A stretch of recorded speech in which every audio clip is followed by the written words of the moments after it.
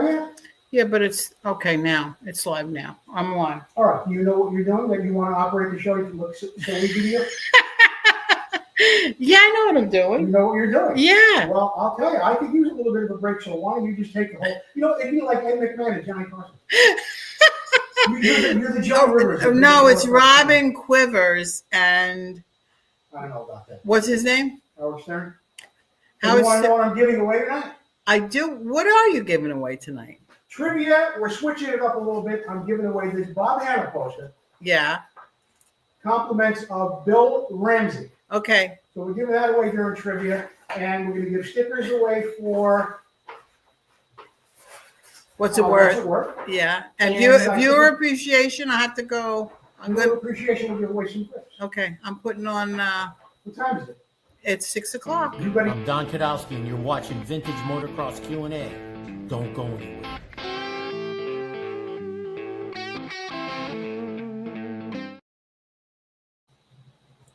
Okay. That's it. Yeah. Opening credits. Why didn't opening credits?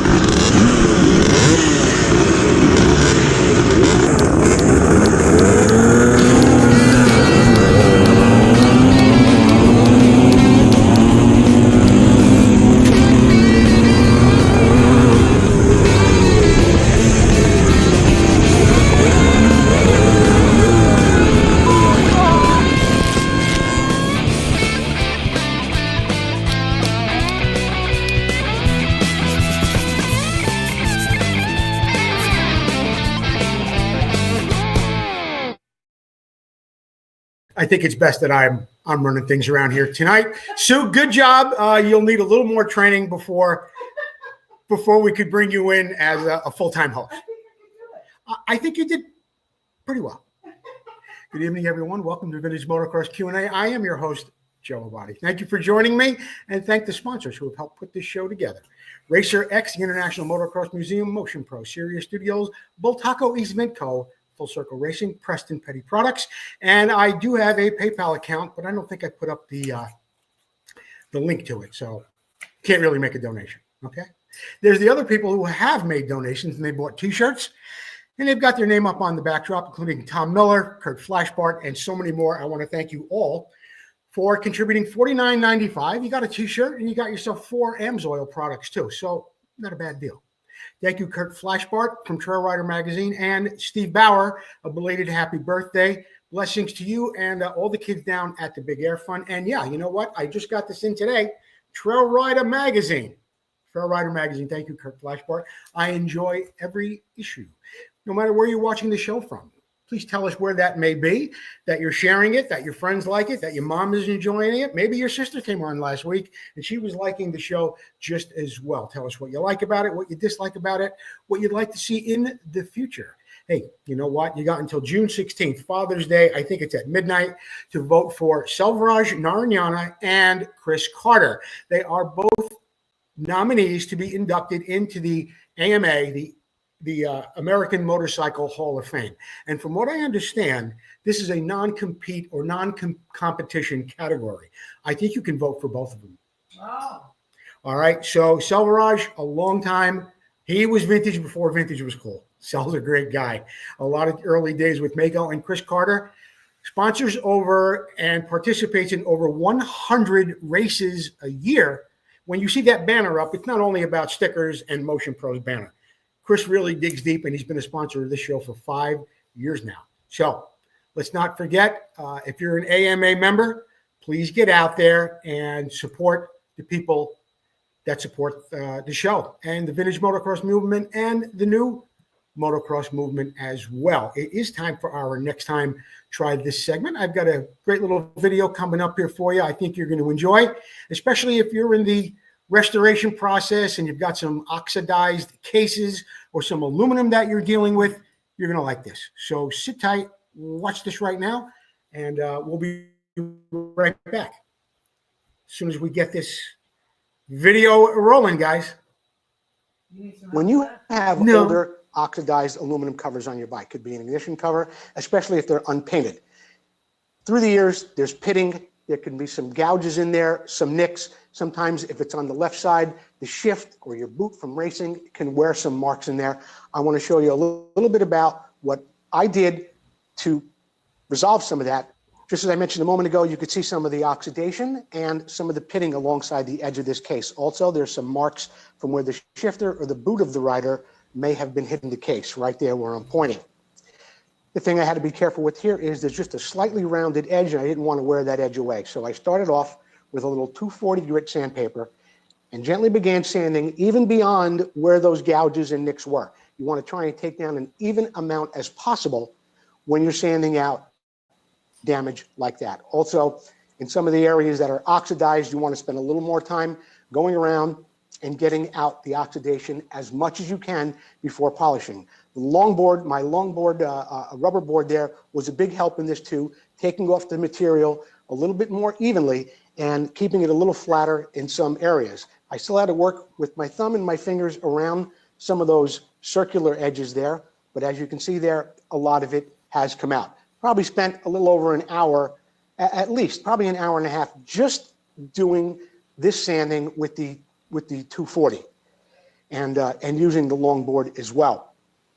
Once you get it down to where you think you got it really, really clean, you'll be able to go out on the buffing wheel like I did here, spray a little water on that wheel just to get the compound moving around, and I begin to polish the wheel as I normally would any polished part. What I noticed was still, especially now that it has a shine on it, you see little imperfections even more. I went back inside, grabbed some 320 grit sandpaper, and began to chip away a little bit more, sanding back and forth, up and down, around, using that 320 to get the finer things out. These are things that will not show up sometime until you do polish. So as good as you get it, you may find something else. Don't get discouraged when that happens. You just have to go over it again with a little bit finer sandpaper. You'll go back out there to your buffing wheel if that's what you're using, and you're going to polish it again. And as you'll be able to see here in just a minute, I don't polish that quickly. Jordan speeds all that up for us so we can see it all much faster. But you could see here now where there's a nice finish on the ignition cover. It's come out nice and shiny, not over shiny, not like a mirror, but just pretty much what you'd expect, maybe a level higher than what you'd expect on a bike 40, 50 years old. So sandpaper, patience, time, a little polishing, you'll get the results that I got here I can't go on in like this. about, in a few hours. Depends on the part you have. Now, just as I recommended this for a polished part, I would still recommend it if you have painted parts for your bike that has suffered some scrapes, scratches, nicks, and maybe the paint had worn away and there's some oxidation. Still do the same process. You don't have to polish it, of course, but still do the same process to get it all down before you paint it, and you'll get a nice product in the end, something like we had right here.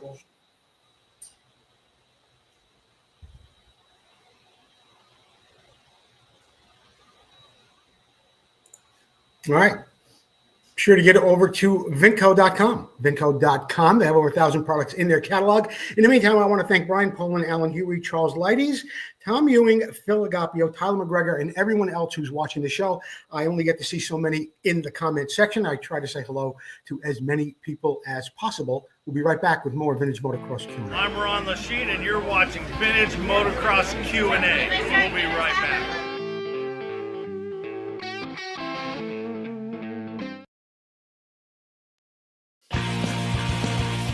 Vinco, who already has a full line of vintage parts, now has air shocks that are an exact duplicate of the original air shocks so popular in the late 70s. So whether you're looking to build a full racer or museum showpiece, these shocks will give you that incredible 70s look and improve your bike's performance.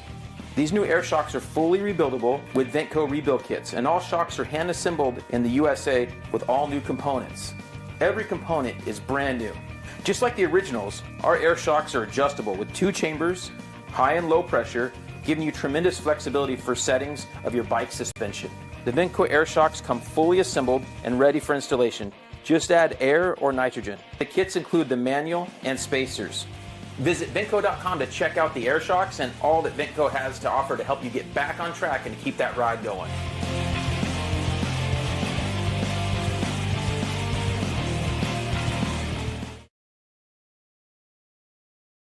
VMXQ&A.com. They have over 1,000 products in their catalog, and anytime you order anything over $200, you will get free priority shipping at VMXQ&A.com. What's it worth?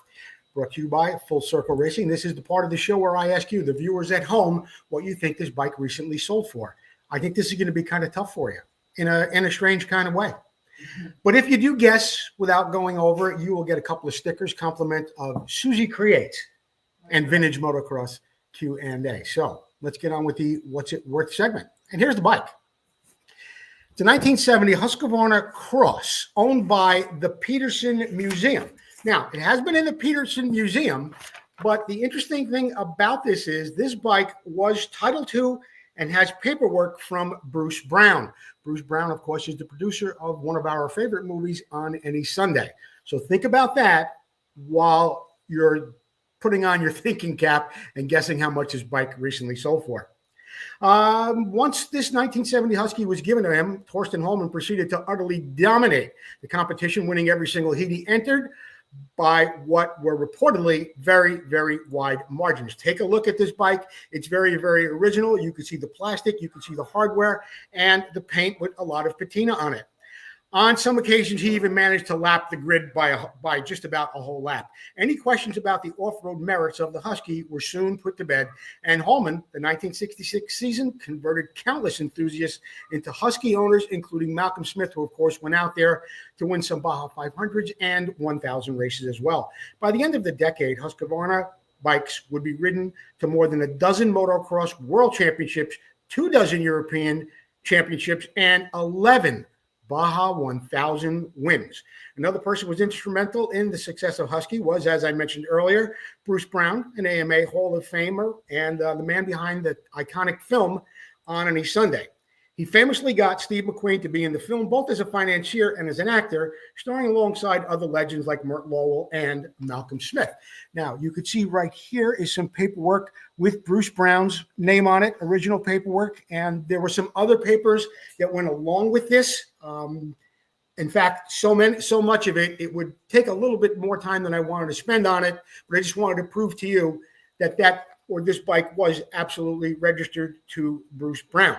Anyway, On Any Sunday went on to inspire legions of people who got to riding Husqvarnas, and sales sort of skyrocketed overnight and just about all over the world, not only in the U.S. This exact bike was owned by none other than Bruce Brown himself. And what did I do with oh boy. All right, here's what we're doing. The bike was owned by none other than Bruce Brown himself. It has been on the floor of the Peterson Museum. It's certainly an iconic bike, and it's just something that does belong in a museum with the originality of it. I don't know why someone would want to restore it, but from what I understand, it was purchased, and someone does want to restore it, and it's in Europe now. Anyway, the bike was located in Panorama City, California, and the Husky was offered on a bill of sale only. What I forgot to do was, well, look, let's get back to what we came here for. How much do you think this bike recently sold for? 55? 75. Bruce Brown owned it. It was in the movie On Any Sunday. How much do you think the bike sold for? This bike sold for $7,800. Tax, title, whatever fees, $7,800 for a bike with real provenance that was in a movie that was owned by Bruce Brown. I can't believe the bike went that cheap. Anyway, there you have it. Who came close enough? Nobody. Everybody's way over, right? Way over. Yeah. There's probably like 20, somebody saying 20,000, 25,000. On 22. 20, yeah. 19, 15. Well, you know, it isn't Steve McQueen's bike himself, which one of those pop up at least once every 3 years. So far, I've seen 6 of those, and there's really only one. But anyway, that was the price. Whoever, I'll tell you what, even though I guess we have to do it this way. Who was the lowest? Even though you were over by 15,000. Charlie Bagley said 9,500. Charlie Bagley at 9,500. Is anybody lower than Charlie? No. Nobody's lower than Charlie Bagley. Charlie, on my personal page in the messages, send me your address. And of course, I was only kidding. There are people lower than you, I'm sure.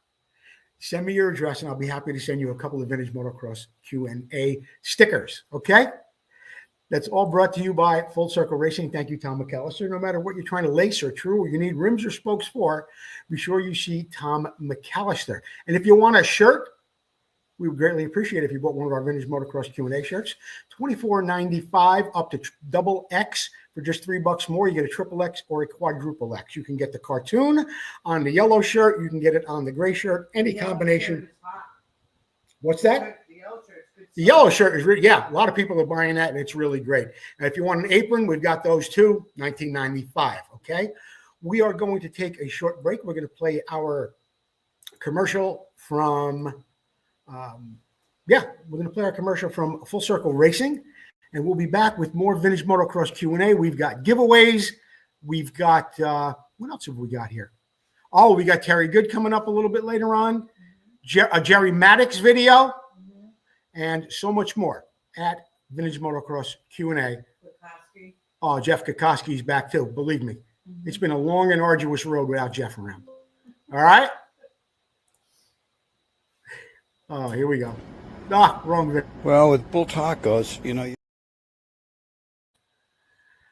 Okay.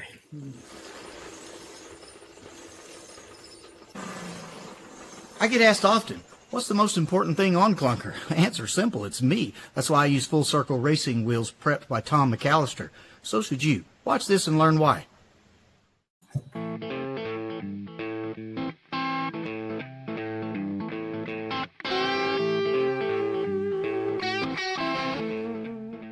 When racing vintage motocross where suspension is very limited, your wheels can be the difference between winning or serious injury. We chose to run Full Circle Racing wheels because of the super high quality materials and the heavy duty spokes used. Prepped by Tom McAllister, I have the confidence on the track to push way harder through the rough stuff and the bigger jumps, knowing my wheels are going to stay under me. Hey, Clunker may be 50 years old, but his wheels are brand new, and yours should be too. Call Tom McAllister at Full Circle Racing today.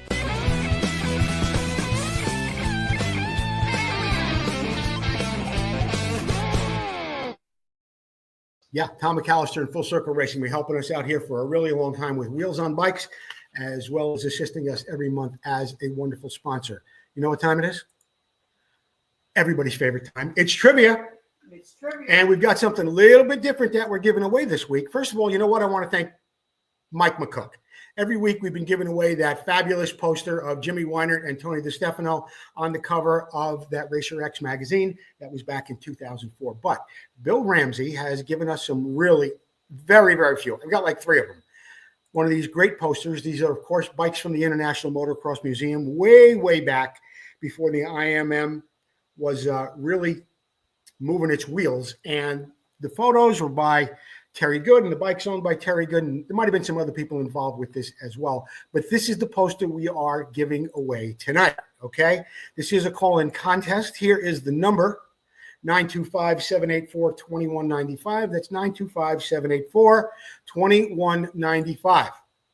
Here's the question. Listen closely. He was born in Wiesbaden, Germany. I spelled Germany wrong. It's German. It's supposed to be Germany. He was born in Wiesbaden, Germany. He won a 500cc championship from Mako. Name him, the championship, and the year. I think this is kind of tough, guys. All right? They have to name the year. You have to name the year, the rider, and the championship he won a 500cc title in on that Mako. We're going to move on right now while we're waiting for the callers to come in to Dave's Corner. This is, of course, brought to you by Dave Boydston at amsracing.com. You can get a hold of Dave at 480-610-4575. He's on daily, going live at AMS and just all over the place, bringing us some really great content from motorcycles, from Bill Ramsey's place, and so much more. So let's see what Dave has for us this week. Well, with bull tacos, you know, usually the color tells you the size of the bike. And when I saw this, I said, boy, this really looks cool. I don't know what size it is and everything, but then I found out it was kind of custom built for a girl mountain biker to get involved in. The bike was called the Pink Taco. It's like a Frontera bottom end, 135 frame. vintage legal, and it allows it to shift on the left-hand side. And he's moving back east and no longer going to race, and I ended up wanting to, I said I always wanted that if it was ever for sale. So here it is, Michelin tires it looks like on it, and progressive shocks. Like I said, left-hand shift and a really cool paint job. It's a little worn, but the bike was at the track for a few years. It's got an ignition on it, Jim Pomeroy replica Proform pipe, big fat belly one, Mikuni carburetor, matching set of Michelin tires. New seat foam and cover when they built it, and the correct fenders from that period. A real good looking taco here. So this one is 1975 bike, ARMA legal. So that means it's allowed to shift on the left side. Great for age group or 250cc class. The pink taco. There it is, the Pink Taco, brought to you by Dave Boyden and AMS. Be sure to get a hold of Dave Boyden. He's got a lot of parts over there at AMS for all different brands. He carries cables and guides and chains and tires. He's got a lot of really great stuff over there. Dave Boyden, a big supporter of motocross and that desert race that he has every year, Days in the Desert, I think it's called, and just so much more. Susie's got calls coming in, but so far, no winners. So we are going to move on to our Here's the Problem segment. This is, of course, brought to you by Motion Pro. Get a hold of Motion Pro at motionpro.com. When you want to do a job professionally, get a hold of Motion Pro. They've got the tools, they've got the cables, they've got the controls. Question number 1 comes in from Mikhail Johansson. Please, dear Joe, explain how to wash out and clean the petrol tank inside before grinding and welding reparation safely. It's not really that difficult, and I do it all the time. You do it with Dawn dishwashing detergent, okay? I prefer to do it outside with the hose. You'd want to do it that way too. You don't want to do it in the sink. If you can and you have hot water in your garage, hot water works really well with the Dawn dish detergent. But you just need to do it 2 or 3 times, slosh it around, and let it dry out in the sun for a little bit, or dry it out with air, and you're good to go. When you have that cap off and you have the petcock off as well, as long as there's air circulation going in there, you're not going to have any explosion. You're not going to have any problem. There's no place for anything to go but out. I do it all the time. Of course, you talk about sparks. Well, if you're grinding on a steel tank, a little bit of a different story, but still, you're never going to have a problem. I have not had a problem in 20 years, and I use a Bernzomatic propane or MAP gas near a gas tank just about every day. I did a video this morning. We'll talk about that later on a new segment that I have for Vintage Motocross Q&A called Tank Bangers. I go on at 9 o'clock every morning live. I did it this morning, and I do it just about every day. So I hope that helps. Just wash it out good with dish detergent, just like that, and you're going to be okay. Nobody answered the trivia yet. I'm going to go back and tell you again. You ready? Well, let me ask you this, Sue. Did anybody say Adolf Veal? Anybody what? Did anybody say Adolf Wheel? Yes. Okay, and it's not Adolf. Okay. Yes. He was born in Wiesbaden, Germany. He won a 500cc championship for Mako. Read between the lines here, fellas. Mm-hmm.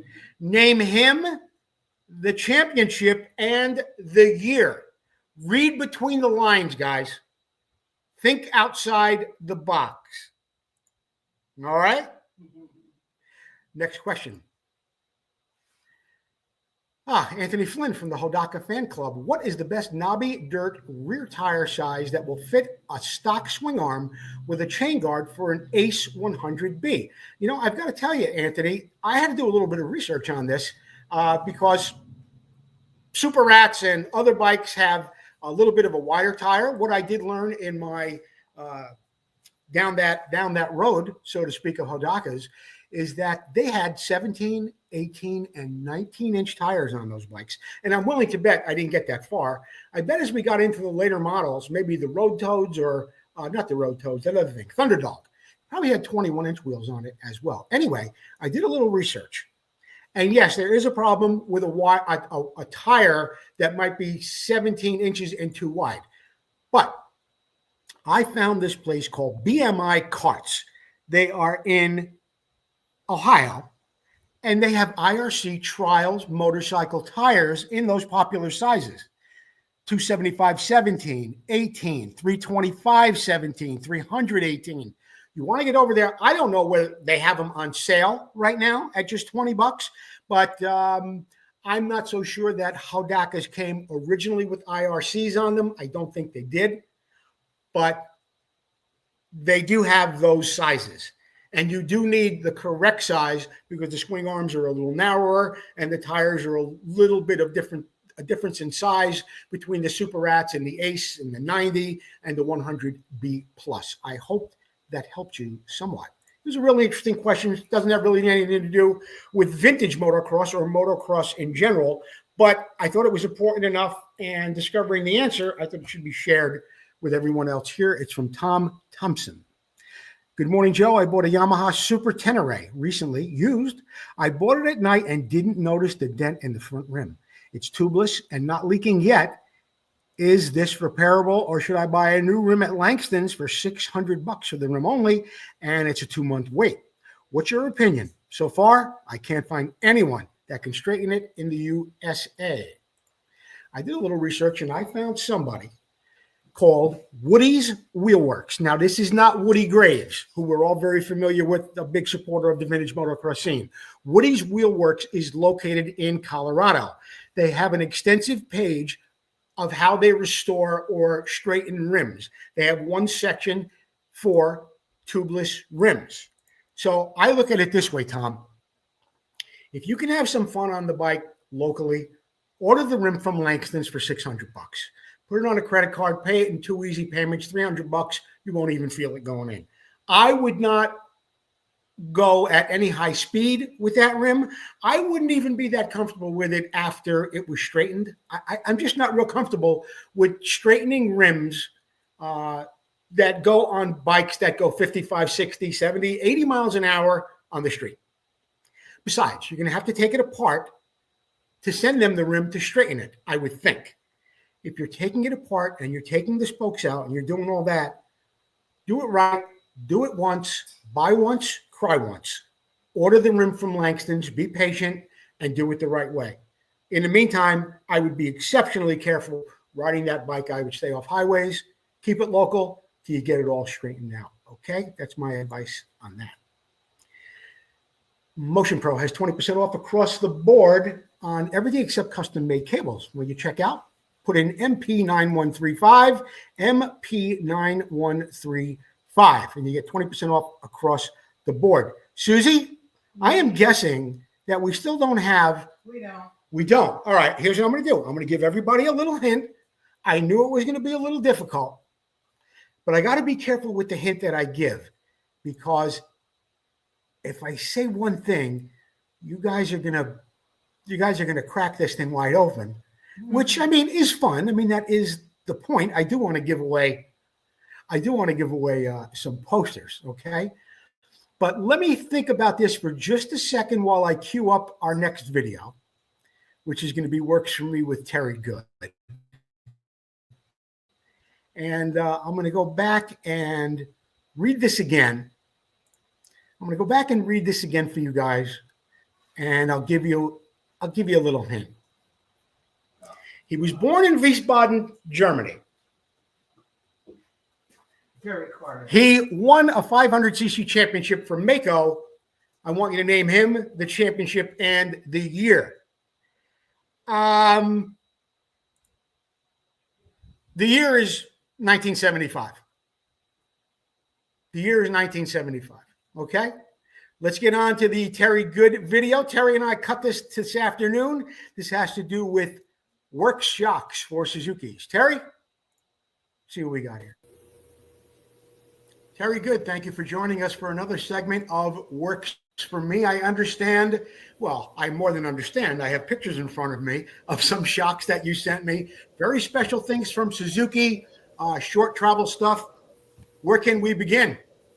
Well, begin with the first shock, and Okay. I'll explain that one. You sent me this one first. Is this the one you're speaking of? Yes. Okay. Now that shock right there was, it's all hand on a lathe, handmade. everything inside is hand machined and whatnot. And it was this shock here would be on the 1970 to 1972. So Okay, 3 years. Yes. Okay. And you can see they had dual springs, that was their way of getting progressive. So they had all that, and that shock, and each one of them has a serial number on it.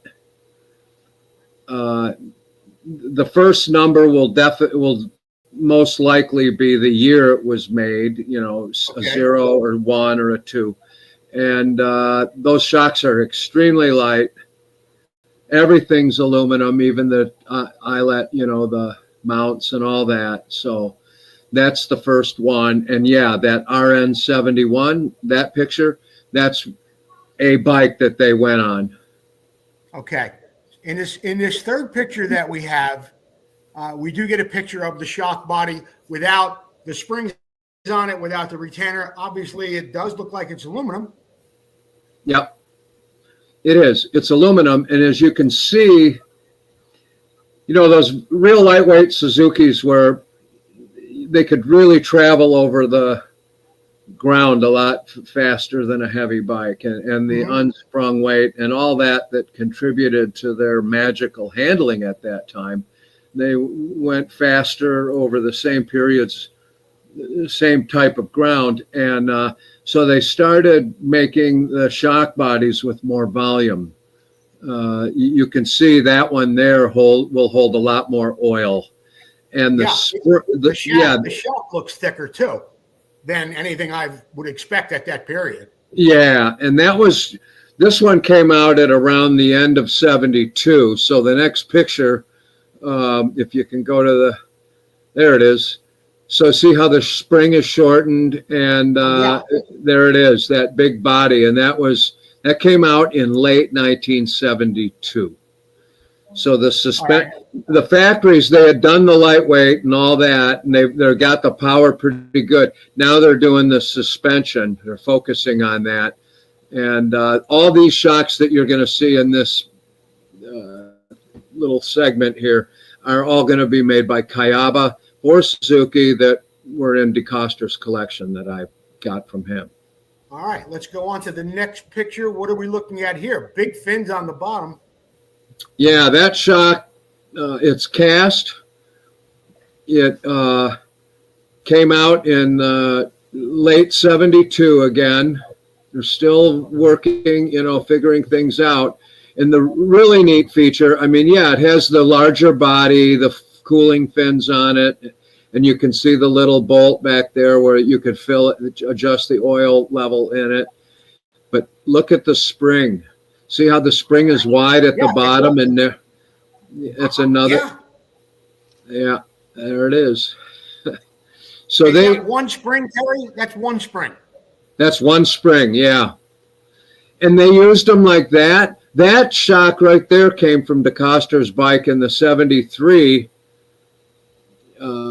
U.S. Grand Prix at Carlsbad. So if you go to that next picture, it's not a great picture. It is a great picture, but it doesn't really see it there. You can see.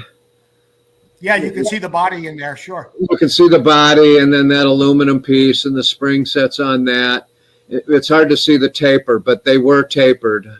There's other pictures too, but there's another picture here. I think this one's a little different, and it almost looks like the fins are like oblong. It doesn't look like it's round. Yeah, the whole body was kind of cast and then machined. So, those were reportedly magnesium. I can't confirm that though. But some of the shocks had those tapered springs like that, and then other ones, they weren't tapered, and they'd have a single rate spring, that was the same diameter all the way up, or they'd have the dual rate spring. And we have examples all. Now that shock, all right, go to the other picture, the picture subsequent to this one. This one? No, the other one. Go forward one more. One more. if you can. It's just a body. Yeah, I'm trying. But I just had No, a picture of that one. No, that you're going backwards. Go forwards. It would be the very first one. Oh, really? You didn't get any of the Subsequent art? means forward. I'm sorry. Hang on. You. All right. We were looking at this, and now No. this. Okay. Let me just. We're wasting daylight here, Joe. Okay. So go back to that other picture of the. No. That one. Okay. So in 73 mid-season, first of all, Suzuki lost a lot of wind was taken out of their sails when the FIM raised the weight limit, and all that R&D and all that stuff they had, those expensive bikes and everything were banned, and they lost interest. Some interest in motocross, and they felt they were cheated, and I think they were actually. But so Mako and Yamaha during the season come out. Yamaha has the monoshock for long travel, which doubled this 50% extra travel, and then the Mako moved their shocks up, right, and. So Suzuki, Roger started to fall behind and really started complaining that he couldn't keep up with, the longer travel bikes. And so what Suzuki did, their first attempt, this is the factory now, his first attempt at addressing this and making, updating their bike, they made a special frame. I thought I sent you the picture. And Roger's sitting on it. There it is. Yeah. Okay. Okay. The shock that we were just looking at is the shock that's on that bike there. Now, if you look very carefully at the top shock mount, yeah, it goes up into the seat. See that? I can see it. I don't know if the viewers at home could see it. I can see it. Yeah. Yeah. What they did is they made longer shocks. And they made a frame that would accommodate those longer shocks and keep everything proportionate. And the first time and only time this was used was at Bilstein, Germany, for the 1972 German Grand Prix. And that's Roger asked too much fat past the first, and he ended up going to the hospital, and a few riders did with mud in their eyes. So it wasn't the greatest race to test that out at, but anyway, they abandoned that idea right away, and those shocks are from that bike. So it's an interesting part of history that nobody knows. What do we have here, Terry? Okay, this bike here. Yeah, this one. Then Roger and Sylvain Gabors with Mr. Lucien Tilkens took matters into their own hands, and they modified a frame and moved the shocks up like the Mako. And Mako was running Coney shocks. And so DeCoster, those are Coneys right there, but he actually machined those shock bodies, those aluminum shock bodies. Roger's a pretty good machinist, and he did that. This isn't the first bike that they raced with it. We also have that one, but this is the one that he actually clinched the world championship with at St. Anthony's. And those are the aluminum. This is the sand tank bike. That's the sand tank bike. Yep. Okay. There it is. Yeah. That's it. The springs are different now, but that's the bike, and we have that bike. An interesting thing about that bike, if you look at the airbox at number 31, right in the middle of number 31, you can see a distortion kind of like in the sticker, and what it actually is the vacuum formed plastic. Yeah. I don't know what happened, but it came out warped a little bit, and you can see that. And now if you look at this picture, you can look maybe 2/3 of the way up from the bottom of that number 1, and you can see that exact same distortion. Yes, you can. It's kind of interesting. Yeah. It is very interesting, Terry. And these are only a few of the short travel shocks and frame configurations.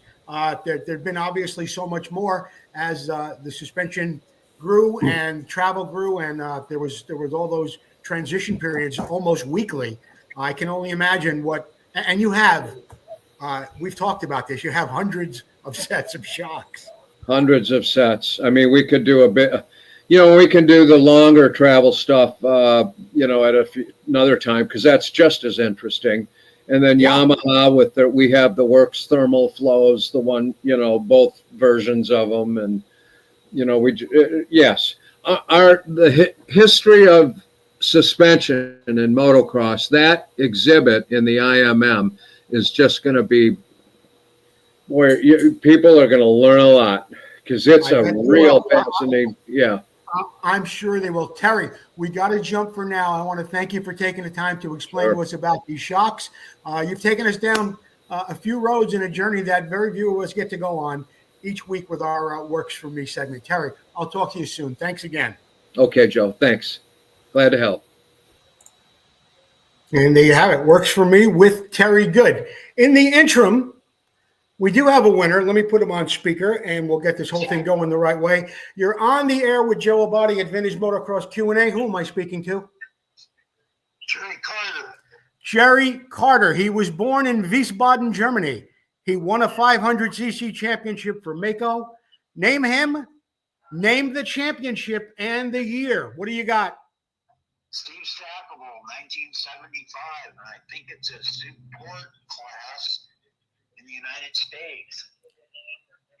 I'm going to give it to you, but everybody forgets this, and it's nothing to be ashamed of. Few people remember this. He was actually the winner of the Supercross series that year for the 500cc. They had 500cc Supercross that year. I think it was a 3 or 4 race series, and Steve Stackable was the winner in 1975. You got it, Jerry Carter? Yep. All right, brother. Listen, you've got my number here. Text me your address, and I will get you that poster that we promised from Bill Ramsey. Okay, that Yamaha beautiful Bob Hanna poster. Okay. I got that poster, Joe. So, what would you like me to do? Would you like me to play it forward, or you know what? Do you want do you have that Racer X poster? No. All right, then I'll send you a Racer X poster. How's that? Sounds good. All right, there you go. Send me your address. I'll get you a Racer X poster. Thanks for playing, Jerry. Okay, then. Boy, what a night we're having here at Vintage Motocross Q&A. You know what we're going to do? We're going to take a little break here from the International Motocross Museum, and then we'll be back to wrap it up at Vintage Motocross Q&A. Where the hell am I here? Ron Lachine. Joe Heike. I'm Heikki Mikkola. We will be right back. That was perfect, Heike.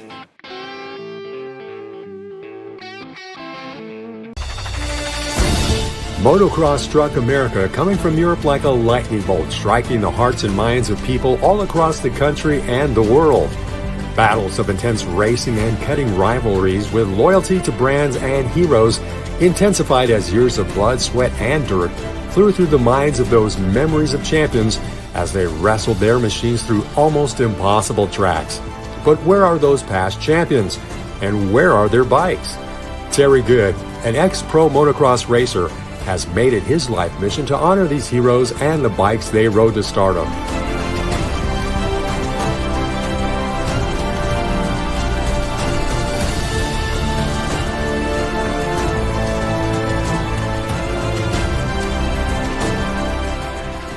We raced, we rode, we lived and breathed motocross.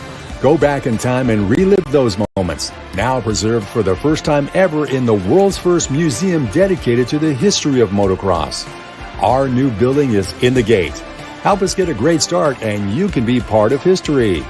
Go to internationalmotocrossmuseum.org and become a part of our team.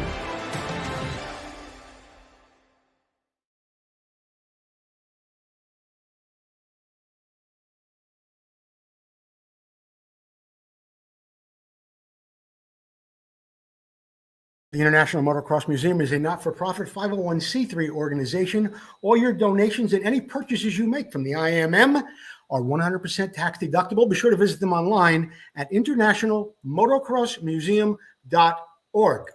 Susie. Yes. I think we're about time where we're going to have your viewer appreciation giveaway. And we're giving away grips today? We are. Who is the lucky recipient? So the lucky recipient is Stephen Gruel. Steve Gruel. Yeah. All right. Yeah. Steve Gruel. I did see his name come up in the comments. Now, Steve, you got to listen to me, man. On my personal page, in a message, send me your mailing address. I'll get it to Paul Stannard. We'll get you some grips, compliments of Paul Stannard and Preston Petty products. While I'm thinking about it, Don Kadowski, your poster went out a little late. It's on the way. Tom Miller and Kevin Caldwell. You both ordered 2 shirts. We ran out of the vinyl. We just got it in. The shirts will be heading out to you this week. In fact, Sue has them done. They're probably going to be mailed tomorrow. Also, Chris Lucas wanted an apron last week. It just went out today. All right? So everybody sit tight. And remember, when you win something on the show, you're watching. You need to get me your address so I know where to send it. Okay? Yeah. All right, guys. Thanks so much. Thank you, Sunrise Vapor Blasting, Fast Guy Stuff, and Ben's Vintage Mini Bike Podcast. Ben's Vintage Mini Bike Podcast has a lot to do and has been helping our friend Jerry Maddox with his race campaign as well. And we're going to be hearing a little bit more about that and from Amsoil as well. They've been helping Jerry out. Hodaka Days is right around the corner, June 27th. Actually, it's the 26th through the 29th. You got the Bad Rock Ride on the 27th and the parade through town, and there's dinners and shows and Hodaka drawings and some prototype bikes, and there's always something going on for that big week where America's favorite brand of motorcycle, Hodaka, is on display up there in beautiful Oregon. What else we got going on here? Oh, the Moto Showcase. You know what happened this week in the Moto Showcase? I want to tell you what happened. Nobody sent in any bikes. So you know what I had to do? I had to do your job. That's right. I had to go get my own bike, download it, put it on the screen, blah, blah, blah, blah. This is a very cool bike. 1970 Aermachi Harley Davidson Baja 100. I restored this bike for a customer named Maury. What was his first name? Michael Maury. All right. And as you can see, when I got it, it was in pretty rough condition. I tried to use as many of the original parts on it as possible. And I was able to do that with the exception of the rims, the shocks, and the fenders. Of course, the handlebars and the grips. But here's a look at that sprocket and wheel in the back and whatnot, and the brake pedal and the chain guide. And you know what, guys? That's all the same stuff right there, except the shocks and the rim and the spokes. Same stuff in both pictures. Took a lot of polishing, took a lot of filing, took a lot of plating to make this thing look the way it looks. The gas tank on this bike was absolutely phenomenal when it was done. It wasn't in too bad of a condition when I got it. And I have to give credit where credit is due. I saw a painter who I'm a friend with. His name is Norm Francis. He's down in San Diego. And I'm sorry, not San Diego. What county is he in down there? Where Gary, what is it called? Gary Chaplin? Yeah. Anyway, Southern California, Norm Francis, Retro Francis. He painted the tank for me, and he did an absolutely beautiful job. Here's another picture of the bike from another angle. I was very fortunate sourcing parts. It did take a while, but I did find just about everything I needed. The customer did opt for putting Barham tires on this bike. Why, I'm not really sure. It didn't come with Barhams, but that's what he wanted, and that's what I gave him.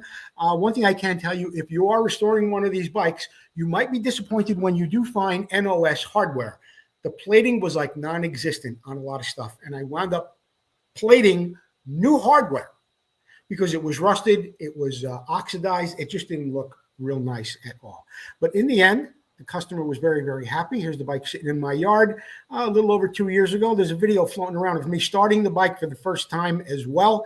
I went through the engine, split the case, and we did everything that needed to be done for that Harley Baja.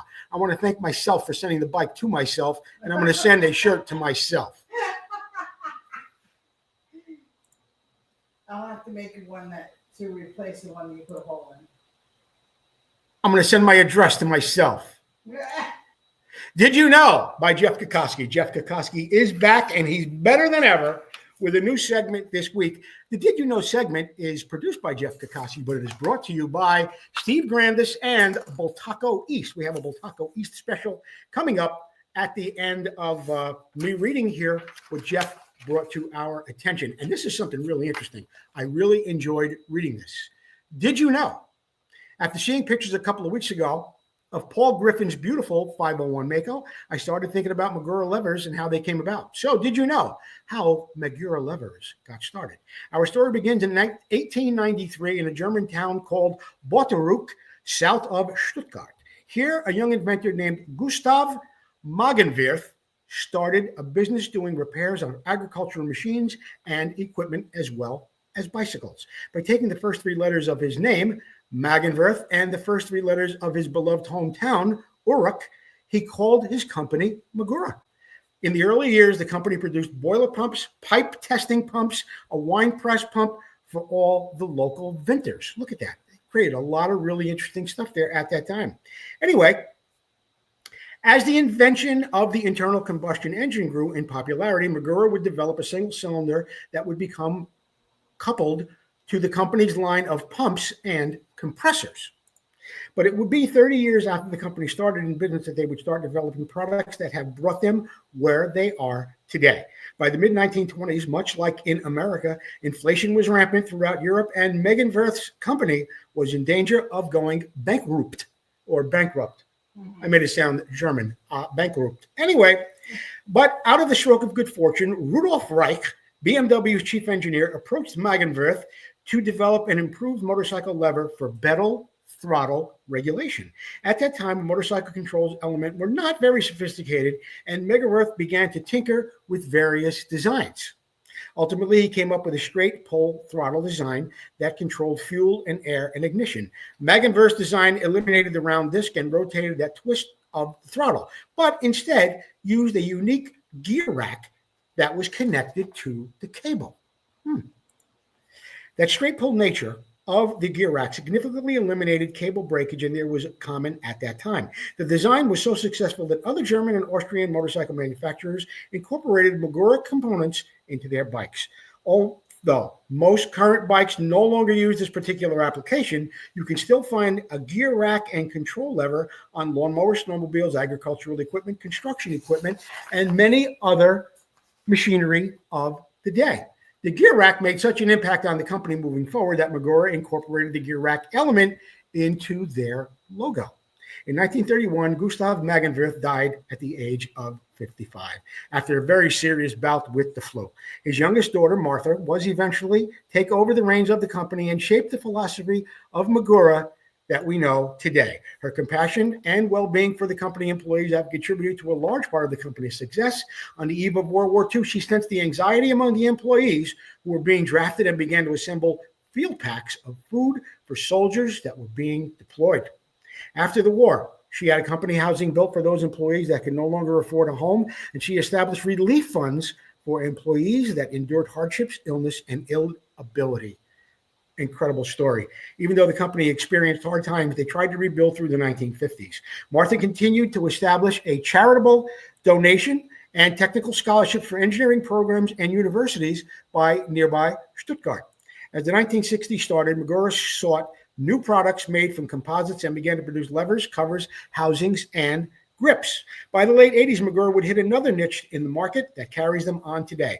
With their knowledge of levers and controls and hydraulics, they developed the first hydraulic-operated rim brake system for the exploding industry of mountain bikes. Here we have a picture of something like that Here it is right there. We have another picture of it right here.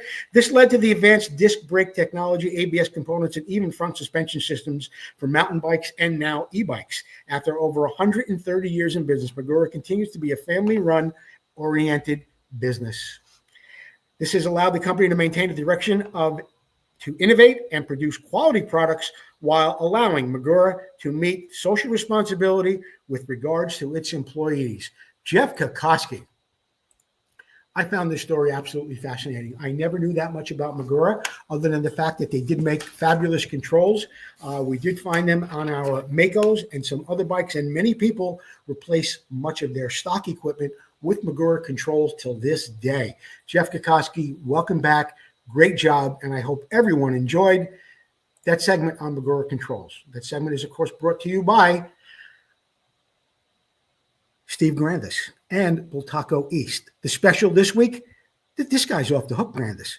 He takes $50 off a set of shocks, then gives it to you. He sends them to you, shipping included. Hagen shocks, 13.5-inch long or 340 millimeter with a 2-year warranty. They're brand new.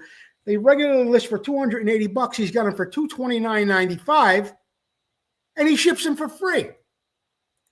Steve Grandis, thank you for all you do for us here at Vintage Motocross Q&A. Another guy who does a great job for us, Sirius Studios, Susie. I love the Winters family and the gear they have made for the off-track aficionados and enthusiasts.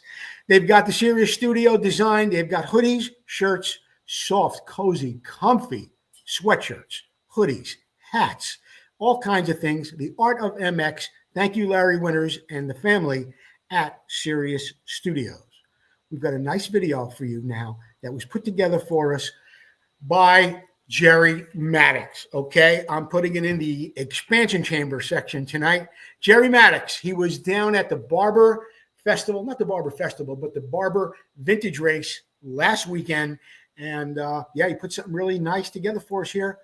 What do we got, Jerry Maddox? Good afternoon. Welcome to the show tonight. I'm not going to lie to you, it's been a long winter.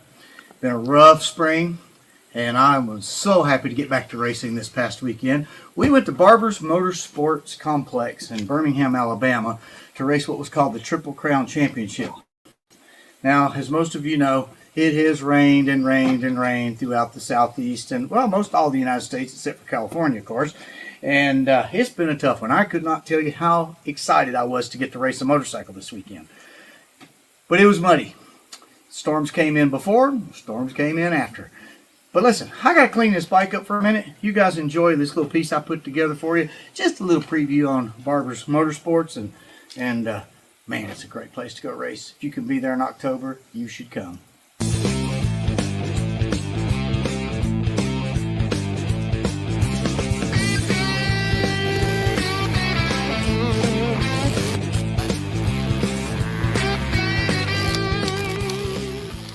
Barber's Motorsports Complex.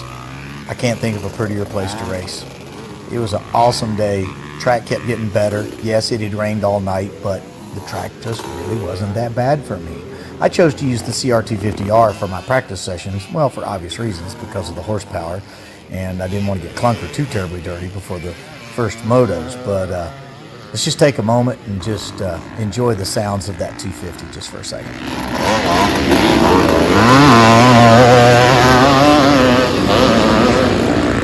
That's good.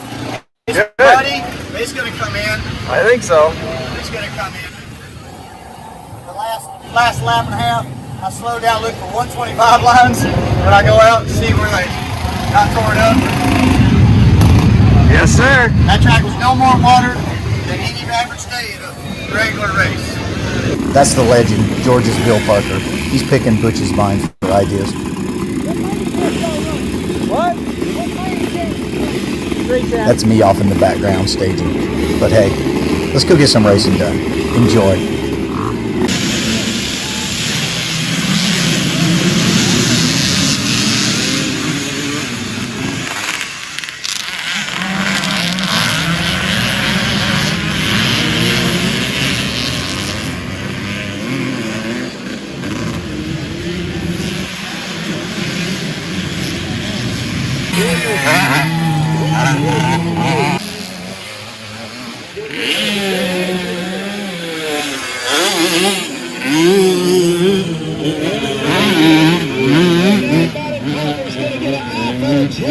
On his last step up, and he's got him in his sights now with 1 left to go.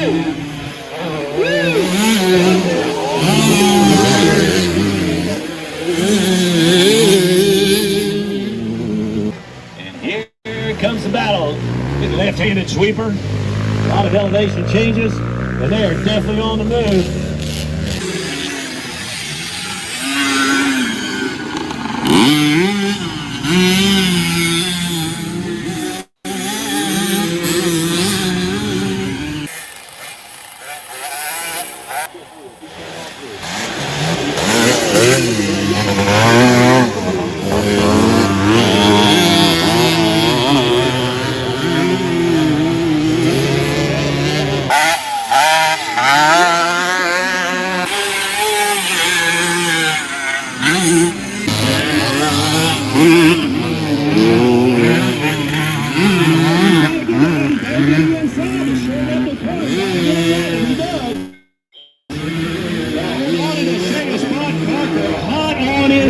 Keeping on that battle for that second motor. That'll be top three.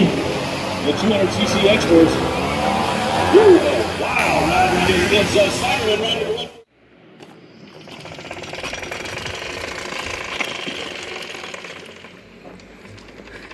Let's put this bad boy back in the shop to be serviced. Hope you enjoyed that clip. I know it was short.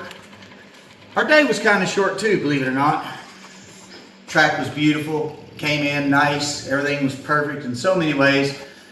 I was lucky, I got to run both of my motos, but at last lap of my moto, the rains came in, ruined everything for everybody again, but hey, I had a good day. I got 3 of my 4 motos in, got some good riding in. Barber's is a fantastic, absolute wonderful venue.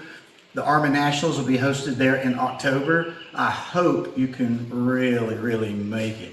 Well, that brings this little story to an end. Just want to say thank you again for watching. And coming up on the schedule on June 21st, Muddy Creek. ARMA National Championship held at Muddy Creek. That's near Bristol, Tennessee. If you've never been, now's your chance to come race me on my home track. Y'all have a great day. See you soon. Bye.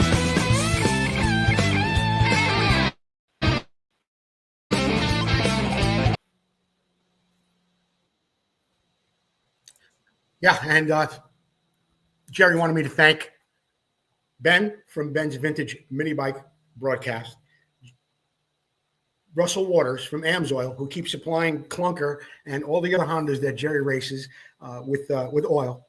And there was one other person, Butch Sandgrath, who has tuned those bikes to perfection for Jerry Maddox. So he wanted me to mention that. He wanted to mention them in his video too. He didn't get a chance to do that, but I'm doing it for him. And somebody else just mentioned what happened to Brap suspension.